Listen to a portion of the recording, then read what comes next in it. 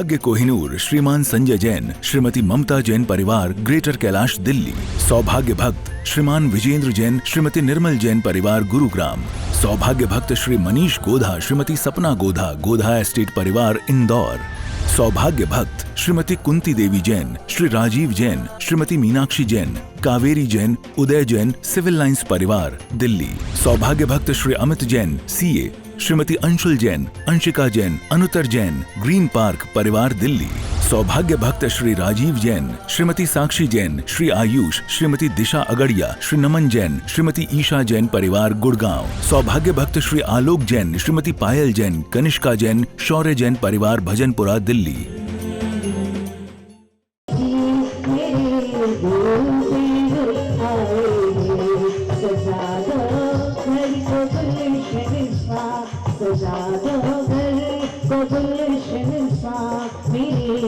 ओम नमः श्रीभ्यः श्री वीतरागाय नमः। ओम नमो हरति भगवती श्रीमती श्री भारतंकराय ध्वंसकुलिकाय स्वरूपाय स्वयंभुवे सिद्धाय बुद्धाय परमात्मनि परम सुखाय त्रिलोकमहि व्याप्ताय अनंत संसार चक्र परिवर्तनाय अनंत दर्शनाय अनंत ज्ञानाय अनंत सुखाय सिद्धाय बुद्धाय त्रिलोकराय सत्य ज्ञान सर्वऋषि हरि का श्रवण संपद पूजा भी दिलाए के जय जय त्रिभुवन राय मेरी महावीर साहब ने इनको माना, महावीर साहब ने इनको माना, चरणों में झुकता है ये जमाना, चरणों में झुकता है ये जमाना, तो पूरा गुरु दीवा।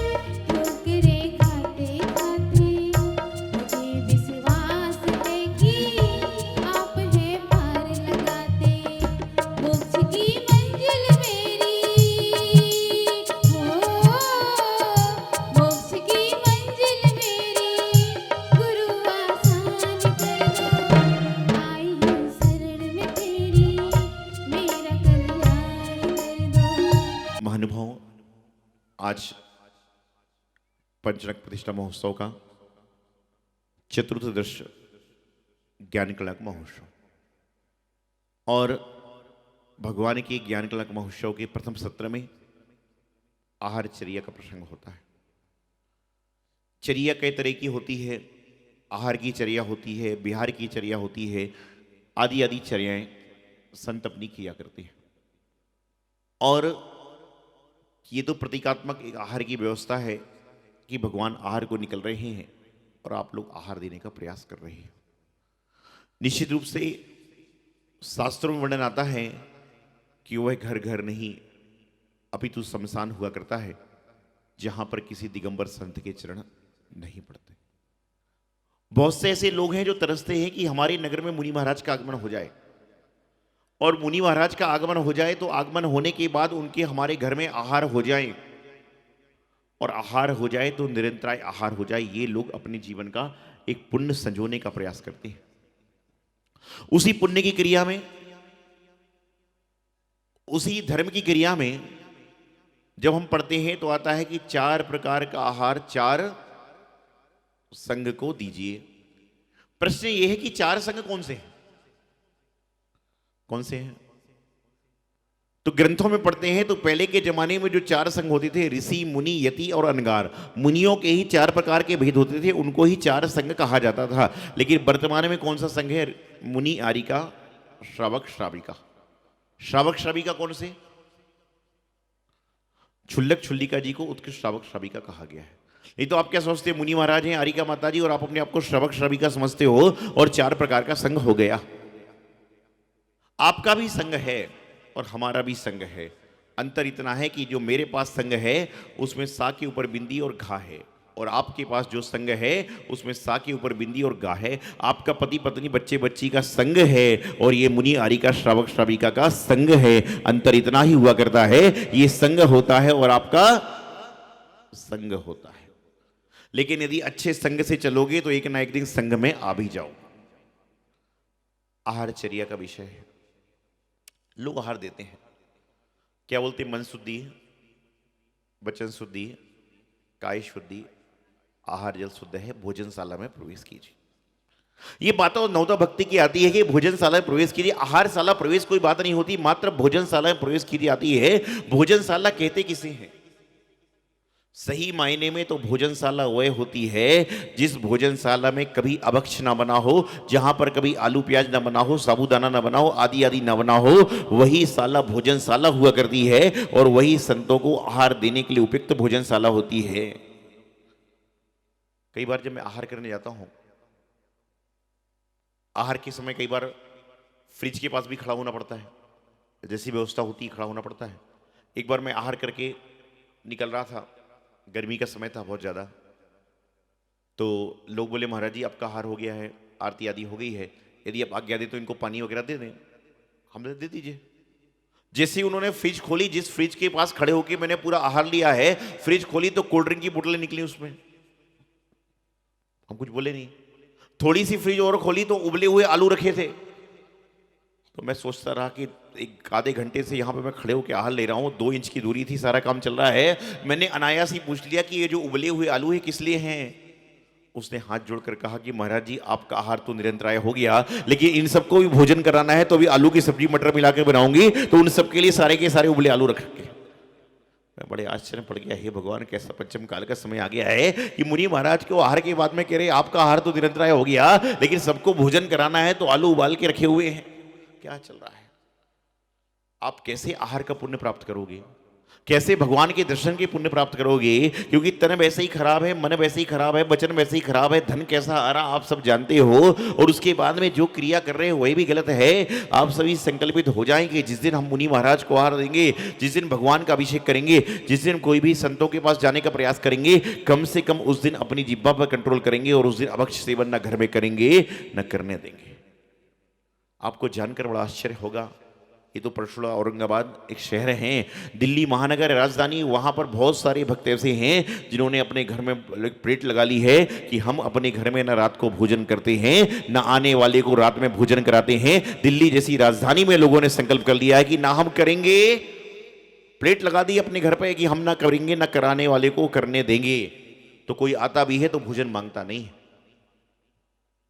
जीवन में प्रयास तो करें। आप प्रयास करोगे, आपका प्रयास सफल हो जाएगा। यहां पर आहारचर्या का विषय है। पुण्यशाली परिवार है जो भगवान के प्रथम आहारदाता बने हैं। निश्चित रूप से जब भगवान मल्लीनाथ आहार को निकले होंगे तो उस समय जो प्रथम आहारदाता होंगे उनके पुण्य की तो कहना ही क्या, लेकिन निश्चित रूप से बेल्लारी वाला परिवार जो है ये भी निश्चित रूप से पुण्य का भागी है कि जो मल्लीनाथ भगवान को यहां पर परशुराम नगर में आकर आहार देने का प्रयास कर। बेल्लारी पता नहीं साधु संत कितने पहुंचे होंगे मालूम नहीं, तीर्थंकर का पंचनाम हुआ होगा कि मालूम नहीं, लेकिन ये बड़ा पुण्य का काम है कि बेल्लारी कर्नाटक से आके या महाराष्ट्र में प्रथम आहारदाता बनकर आहार देने का प्रयास किया। ये भी एक जीवन का पुण्य है। जब यहां पर दोपहर के सत्र में सारी बात बताऊंगा आपको, कैसे प्रोग्राम बना, कैसे नियोजन बना, कैसे कार्य संपन्न हुआ। तो यहां पर जब आप आहार देने आए या संतों को जब आहार देने जाएं तो लोग क्या करते हैं? मन शुद्धि, वचन शुद्धि, काय शुद्धि, आहार जल शुद्ध है बोलते हैं, हाथ में कटोरी होती है, सारा सामान खराब हो जाता है। कभी भी ध्यान रखें, शुद्धि बोलें। शुद्धि बोलते समय आपके आसपास लोग ना हो, आपके हाथ में कोई पात्र ना हो, शुद्धि बोलें, हाथ धोएं और हाथ धोने के बाद में आहार देने का प्रयास करें। लेकिन आज के समय में जब इंसान आहार देता है तो सबसे ज्यादा क्या देना चाहता है? आप यदि आहार देने जाते हो तो आप क्या देना भाव, किस चीज को देने का भाव रखते हो? ग्रास को। क्यों?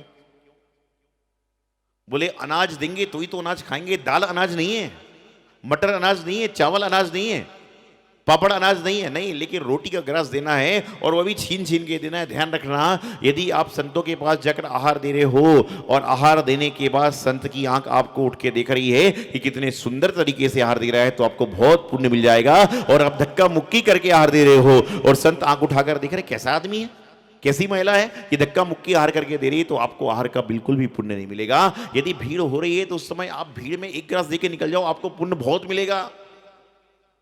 एक बार मैं आहार ले रहा था, एक महिला आई, बोले सभी हट जाइए, मुझे आहार देना है। लोग बोले बहन जी सिस्टम से दीजिए। बोले तुमको पता नहीं है, ये जो महाराज जी आहार ले रहे हैं, 3 साल पुरानी बात है, इनकी उम्र 38 साल की है और मैं पिछले 50 साल से मुनियों को आहार दे रही हूं। तो मैं भी सुनता रहा कि बोल क्या रही है। बोले ये जो महाराज आहार ले रहे हैं, इनकी उम्र 38 साल की है, ये 3 साल पुरानी बात बता रहा हूं आपको, और पिछले 50 साल से मैं मुनियों को आहार दे रही हूं। मेरा जैसे ही आहार खत्म हुआ, सबसे पहले मैंने उस महिला को बुलाया। वो खुश हुई कि चलो महाराज कुछ तारीफ करेंगे। मैंने कहा बहन जी आप पिछले 50 साल से आहार दे रही हैं, ये निश्चित रूप से पुण्य का काम कर रही हैं, लेकिन जिस तरह से छत्तीसगढ़ का जो सीएम होता है उसका कार्यकाल छत्तीसगढ़ में होता है, मध्य प्रदेश में नहीं होता। पिछले 50 साल से आपने संतों को आहार दिया, लेकिन सौभाग्य सागर संघ को नहीं दिया है, इसलिए आपको पता ही नहीं कि हम आहार में लेते क्या है। ऐसा ही कार्य आप करते हो कि आते हो हम तो रोज आहार, अरे रोज तो आहार दे रहे हो, किसको दे रहे हो? जिस संत के पास जा रहे हो जानकारी तो करो। पूजा चल रही है, बोले आचार्य सिद्धांत सागर जी महाराज कैसे, आचार्य सिद्धांत सागर जी महाराज अर्घम निपामती स्वाहा, उसको पता ही नहीं कि है कौन। 2014 में जब मेरा आचार्य पद चल रहा था, लगभग 60 से 80 साधु वहां पर आचार्य पद में आए थे और सबका एक सामूहिक आहार कराया गया कि सभी लोग आहार दे दें। कार्यक्रम बहुत लंबा था, उस दिन भर कार्यक्रम था। एक महिला आई, दौड़ते दौड़ते महिला आई, उसने मेरी अंजलि में शुद्धि बोलकर आहार दिया और आहार देने के बाद बोली 18। मैं बड़ा आश्चर्य पड़ गया कि ना मेरी 18 साल की उम्र है, ना 18वां चतुर्मास है, क्या 18 क्या है। मैंने आहार के बाद उस महिला को बुलाने का प्रयास किया। मैंने पूछा बहन जी जो आप आहार दे रहे थे तो आपने 18 नंबर बोला, ये क्या था? कोई आपका लकी नंबर है, आप क्या है? बोले महाराज जी आप संत हो, आपको इससे क्या मतलब है? आदमी इस तरह की बात कर लेता है कि आप संत हो, आपके इससे क्या मतलब? मैंने कहा मतलब सारा है, 18 मतलब क्या था? बोले महाराज जी आज मैं घर से संकल्प करके आई थी कि पूरे 60 साधुओं को आहार देना है। मैंने कहा तो पुण्य की काम है। मैं घर से संकल्प करके आई थी पूरे 60 साधुओं को आहार देना है, तो जैसे ही आपको आहार देने आई तो आपके पहले 17 साधुओं को आहार दे चुकी थी, तो मैंने जोर से 18 बोला कि 18 नंबर आपका था, अगले को 19 रहेगा, 20 रहेगा, ऐसे मैं गिनती ना भूल जाऊं। इसलिए प्रत्येक महाराज को आहार देके जोर जोर से नंबर बोल रही थी कि पूरे 60 नंबर मेरे हो जाए। इस तरह के लोग हुआ करते हैं। आप साधुओं को आहार देने जा रहे हो, किस तरह से जा रहे हो, किस भाव से जा रहे हो? आप जब भी कोई, आप देखिए, आप यदि कहीं पर अमेरिका जाने वाले हो, बंबई जाने वाले हो, दिल्ली जाने वाले हो, कलकत्ता जाने वाले हो, आप घर से पूरा होमवर्क करके जाते हो कि वहाँ पर मुझे कहाँ रहना है, कहाँ खाना है, कहाँ करना है। उसी प्रकार से संत को आहार देने जा रहे हो, मन शुद्धि, वचन शुद्धि, काय शुद्धि बोलते हो, तो आपकी काय के जो वस्त्र शुद्ध हैं कि नहीं, इसका बहुत ध्यान रखो। आप ये मत देखिए कि मुनि महाराज देख रहे हैं कि नहीं, बल्कि आप ये सोचिए कि ऊपर बैठा परमात्मा, मंदिर में बैठे पारसनाथ, कलिकुंड पारसनाथ हम सबको देख रहे हैं। यदि हम शुद्धि पूर्वक नहीं हैं तो खुद हट जाएंगे। कई बार कई तरह के लोग आते हैं, आहार देने का प्रयास करते हैं। आपसे कहा जाता है कि पूजा करते हो, अभिषेक करते हो, तो आपका सिर कैसा होना चाहिए? कैसा होना चाहिए? आवाज आ रही है मेरी? आपकी नहीं आ रही। कैसा होना चाहिए? ढका होना चाहिए। जिस तरह से ढक्कन ढका हुआ होता है तो उसमें से, पात्र में से कोई सामान बाहर नहीं आता, उसी तरह से कहते हैं कि जब कोई अपन विनय करने जाते हैं, देव शास्त्र की विनय करने जाएं, तो हमारे सिर के बाल दिखना ही नहीं चाहिए, शास्त्र का नियम है। और उसके बाद अरे अभी ठीक करो ना करो, चौके में जरूर कर लेना। जब मैं बात निकालता हूं तो हर आदमी तुरंत ठीक करता है, अभी ठीक करो ना करो, चौके में जरूर कर लेना, ये बात कहता हूं।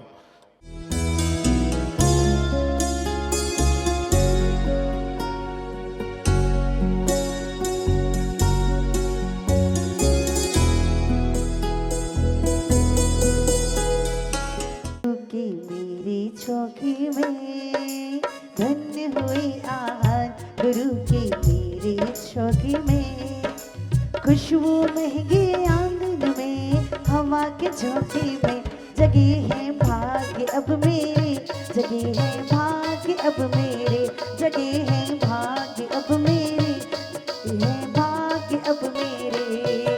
ओ धन्य हुए आहार गुरु के मेरी चौकी में, धन्य हुए आहार गुरु की मेरी चौकी में, खुशबू महंगी आंगन में, हवा के झोंके में, जगह है अब भाग्य अब मेरी, जगह है अब भाग्य अब मेरी, जगह है अब भाग्य अब मेरी, जगह है अब भाग्य अब मेरे।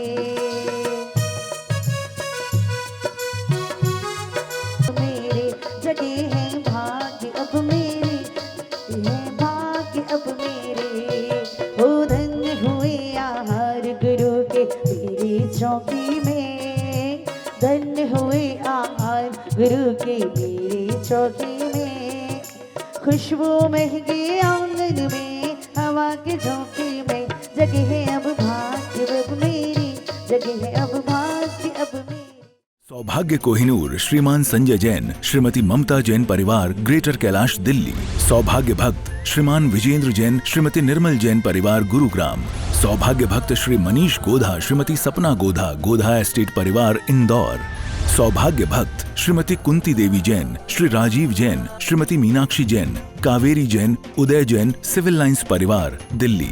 सौभाग्य भक्त Shri Amit Jain CA Shrimati Anshul Jain Anshika Jain Anuttar Jain green park परिवार दिल्ली। सौभाग्य भक्त श्री राजीव जैन श्रीमती साक्षी जैन श्री आयुष श्रीमती दिशा अगड़िया श्री नमन जैन श्रीमती ईशा जैन परिवार गुड़गांव। सौभाग्य भक्त श्री आलोक जैन श्रीमती पायल जैन कनिष्का जैन शौर्य जैन परिवार भजनपुरा दिल्ली।